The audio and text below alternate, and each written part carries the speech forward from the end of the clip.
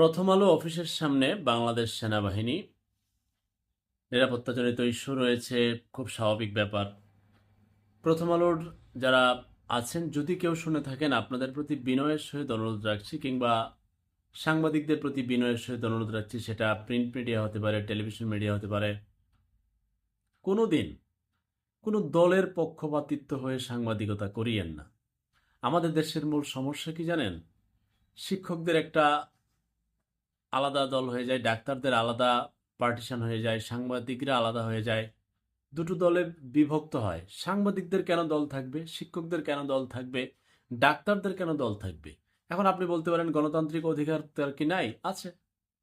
কিন্তু ডাক্তার মানুষের সেবায় ব্যস্ত, শিক্ষক জাতির সেবায় ব্যস্ত, সাংবাদিক জাতির আয়না।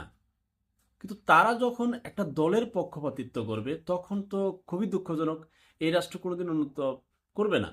ও যেটা বলছিলাম, গণতান্ত্রিক অধিকার হিসেবে তার মত প্রকাশের, সে ভোটের অধিকার আছে, ভোট দিয়ে দিবে। কিন্তু সরাসরি যে কোনো একটা দলের পক্ষপাতিত্ব করতে পারে না। কারা? খেলোয়াড়, অভিনেতা, অভিনেত্রী, আপনার এই ডাক্তার, শিক্ষক, সাংবাদিক, সোশ্যাল মিডিয়ার কর্মী যারা আছেন, মানবাধিকার কর্মী, তারা কোনো দলের হবে না, তারা হবে রাষ্ট্রের, একটা দেশের।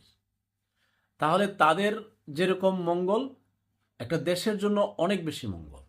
তো প্রথম আলোর অতীতের অনেক কর্মকাণ্ড, ওয়ান লিভিনের কর্মকাণ্ড, কিংবা এখনকার সময়ের কর্মকাণ্ড অনেকবার অনেক ডকুমেন্টারি প্রমাণিত হয়েছে, প্রকাশ করেছে যে তারা বিভিন্ন দলের হয়ে কাজ করতে চায়, কোনো একটা পক্ষের এজেন্ডা বাস্তবায়ন করতে চায়। এটা নিয়ে জনগণ বিক্ষুব্ধ হয় যে কেন? পত্রিকা মানে কি? সবার সবার কথা বলবে।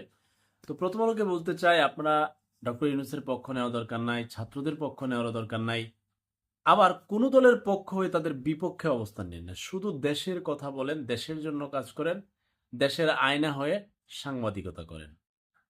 যদিও এই দেশে যখন রাজনৈতিক দল ক্ষমতায় থাকে, যার হাতে প্রভাব থাকে, সে অনেক সময় প্রিন্ট মিডিয়াকে স্বাধীনভাবে কাজ করতে দেয় না, টেলিভিশন মিডিয়াকে স্বাধীনভাবে কাজ করতে দেয় না, মানবাধিকার কর্মীকে স্বাধীনভাবে কাজ করতে দেয় না, সোশ্যাল মিডিয়ার কর্মীকে স্বাধীনভাবে কাজ করতে দেয় না।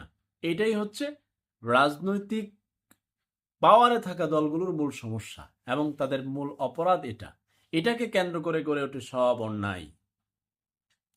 তো আশা করি এত মানুষ মারা যাওয়ার পরও যদি প্রতিহিংসা মুক্ত রাজনীতি চালু না হয়, দুর্নীতিমুক্ত দেশ না হয়, ঘুষমুক্ত দেশ না হয়, সিন্ডিকেট মুক্ত দেশ না হয়, দখলদারিত্ব মুক্ত দেশ না হয়, তাহলে আর কবে হবে বলেন? আর কবে হবে?